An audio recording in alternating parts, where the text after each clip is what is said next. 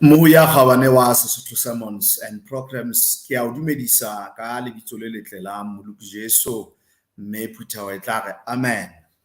Ke ne ke re fela ke hlaile mona metsotsonyana fela hle hore lebitso la moifo wa heso ke kope tshwarelo hore re bile le diqholotso tse ngata tseo ka nete re sitileng hore re kgone ho di tshela mme taba ena entse hore thero ene lokela hore ibe yona eo letlang ho e boha ibe e sitwa hore ibe yona e tla boha ka jeno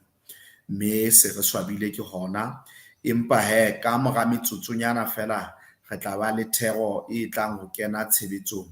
e weleng e nngwe ya dithero tse ilang tsa ka tsa feta kwano re se re kopa tshwarelo mme morena a be le lona a le hlonolofatse sabata se setle e tla re ka 10:55 fela e tla bela thero e jwalo e tswela pele amen.